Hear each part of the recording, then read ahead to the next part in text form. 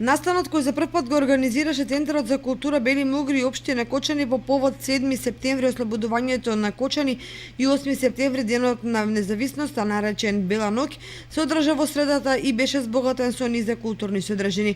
Белата ноќ во Кочани започна со изложба на графики од групата Print Nest. Ова манифестација за прв пат е на овој датум и не за прв пат како наслов, меѓутоа се надевам дека на овој датум ќе прерасне во традиција.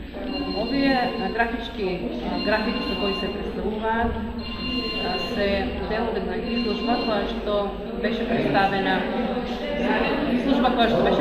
и во Милица, во манифестацијата Топол културен бран, најдена многу воодушевување кај публиката и соработка со Александра од културниот центар.